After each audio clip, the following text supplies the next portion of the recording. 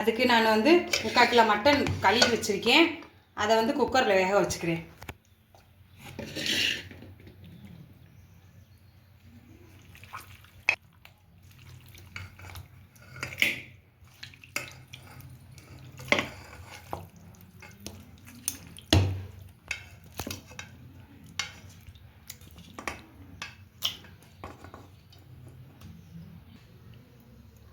ஒரு ஸ்பூன் இஞ்சி பூண்டு பேஸ்ட்டு, அப்புறம் உப்பு, கொஞ்சம் தண்ணி ஊற்றி ஒரு 4 விசில் வச்சு எடுத்துக்கலாம்.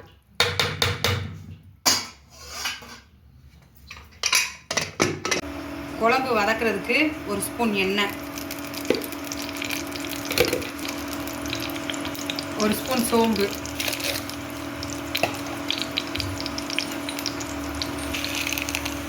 ஒரு ஸ்பூன் மிளகு, ஒரு ஸ்பூன் சீரகம், ஒரு ஸ்பூன் கசகசா,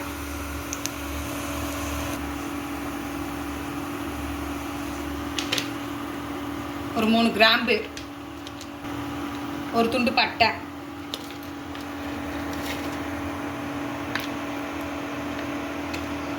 பாதி அன்னாச்சி பூ, ஒரு ஏலக்காய்,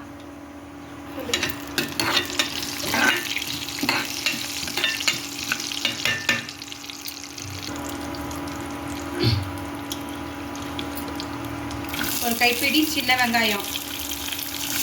நீங்கள் முழுச சின்ன வெங்காயம் சேர்த்துக்கோங்க. நான் இருக்கிற ஊரில் வந்து எனக்கு சின்ன வெங்காயம் கிடைக்காது, அதனால் பெரிய வெங்காயம் நான் சேர்த்து போட்டிருக்கேன்.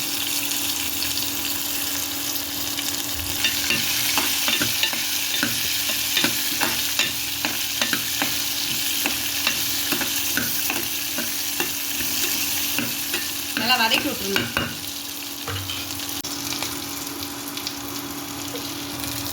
இதில் ஒரு அரை முடி தேங்காய் சேர்த்து நல்லா வதக்கிங்க.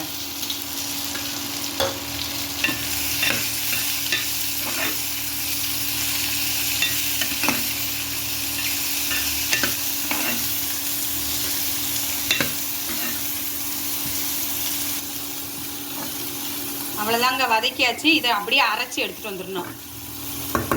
இப்போ குழம்ப தாளிக்கிறதுக்கு ஒரு ஸ்பூன் எண்ணெய், ஒரு ஸ்பூன் சோம்பு,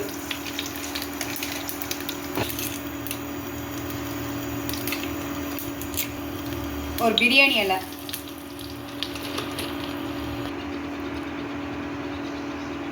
கொஞ்சோண்டு கல்பாசி. இது மட்டும் மிஸ் பண்ணாதீங்க, இதுதான் நல்லா குழம்புக்கு ஃப்ளேவர் கொடுக்கும்.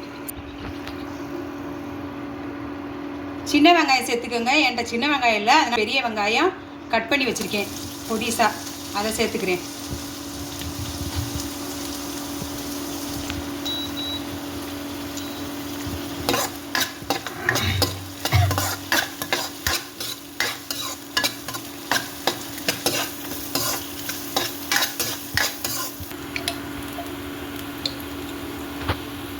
ஒரு ஸ்பூன் இஞ்சி பூண்டு பேஸ்ட்டு,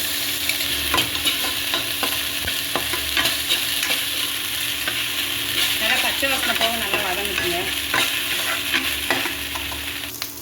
இப்போ இதில் ஒரு தக்காளி சேர்த்துக்கலாம்.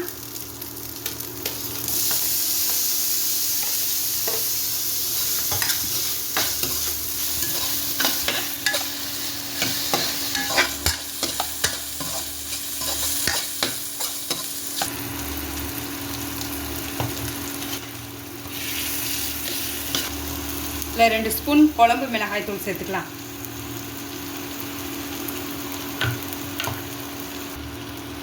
அப்புறம் ஒரு ஸ்பூன் மட்டன் மசாலா சேர்த்துக்கலாங்க.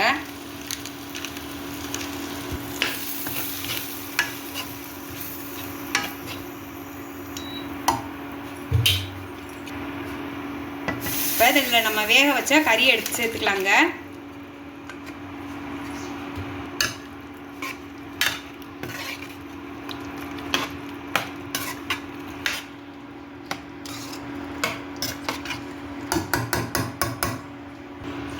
அதோட நான் கொஞ்சோண்டு தண்ணி சேர்த்து மசால் பொடியோட பச்சை வாசம் போக வரையே நல்லா குழம்பு கொதிக்கட்டுங்க. அதுக்கப்புறம் நம்ம அரைச்சி வச்ச பேஸ்ட்டை சேர்த்துக்கலாம்.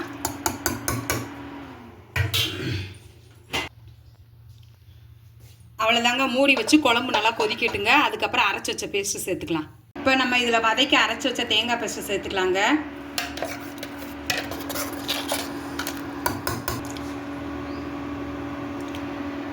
தேங்காவும் அதோட கொஞ்சோண்டு கழுவி வச்ச தண்ணியும் சேர்த்து ஊற்றிட்டீங்க.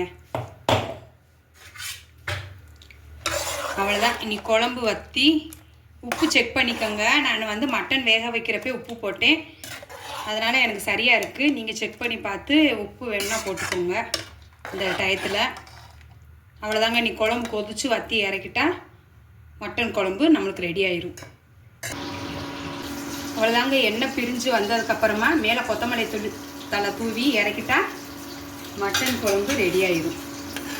நல்லா கலன்னு மட்டன் குழம்பு.